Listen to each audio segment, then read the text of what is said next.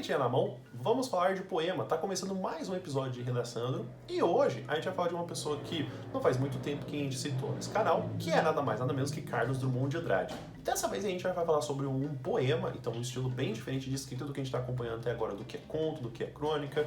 Inclusive, escreve nos comentários, você prefere quando eu leio crônica, quando eu leio conto, ou você gostaria que eu lesse mais poemas? Então só para a gente poder entender quem que é Carlos Drummond de Andrade, ele foi um cronista por muito tempo, poeta, uma das pessoas muito importantes que a gente tem na literatura brasileira, nascido de Minas Gerais, então é uma pessoa que sempre está percebendo o que acontece no cotidiano por justamente ele estar muito relacionado com as crônicas. Então, como ele trabalhava no jornal, ele tinha essa visão mais crítica quando a gente vai ter alguma coisa do cotidiano que a gente deveria prestar atenção, que a gente não presta tanta atenção sobre o que está acontecendo com as reformas e também com as mudanças sociais. E é isso que a gente vai perceber nesse poema chamado Congresso Internacional do Medo.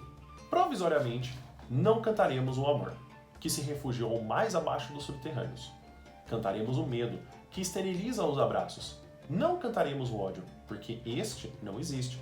Existe apenas o medo, nosso pai e nosso companheiro. O medo grande dos sertões, dos mares, dos desertos. O medo dos soldados, o medo das mães, o medo das igrejas. Cantaremos o medo dos ditadores, o medo dos democratas. Cantaremos o medo da morte e o medo de depois da morte. Depois morreremos de medo, e sobre nossos túmulos nascerão flores amarelas e medrosas. O período que se escreve esse poema é justamente sobre o período da Segunda Guerra Mundial, ao qual a gente vai ter justamente muitas mudanças sociais. Principalmente uma coisa que a gente pode perceber em relação ao poema é a insistência de se falar a palavra medo, que aparece 11 vezes num poema que tem 12 versos. Um verso é nada mais nada menos do que uma linha, e também a palavra medrosa, né, que também está relacionada com a palavra medo. O que a gente pode entender nesse poema com versos livres, ou seja, que eles não têm justamente uma rima, uma construção? A tentativa que há justamente é que a intenção desse poema é falar sobre um presente que ele dá muito medo, pois não é necessário que as pessoas vivam sempre assim, que há uma necessidade de reformas, ou seja, a gente não precisa falar do medo, mas o medo ele está aparecendo tão no presente que parece que vai ser uma herança para o futuro de que todos falarão sobre o medo, de que nada será mais dito. Na verdade, o que há é uma crítica de que justamente tem que se acontecer o contrário. No futuro ele tem que melhorar e principalmente o presente ele tem que melhorar agora, pois estamos fazendo comportamentos que na verdade não deveriam ser feitos.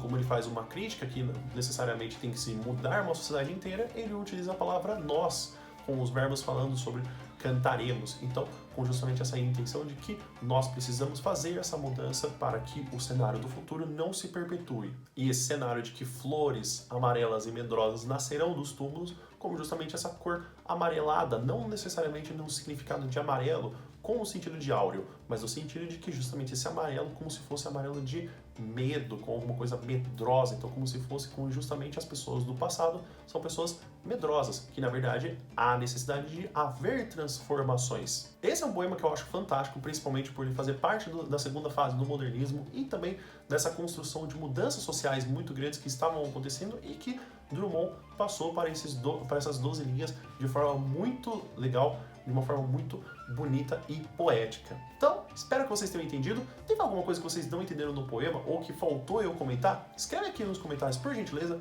Não esquece de dar uma curtida e espero que vocês tenham entendido, espero que vocês tenham gostado da leitura, que agora vocês consigam, inclusive, ler o poema com muito mais tranquilidade e agora apreciar ele com mais gosto. E é isso.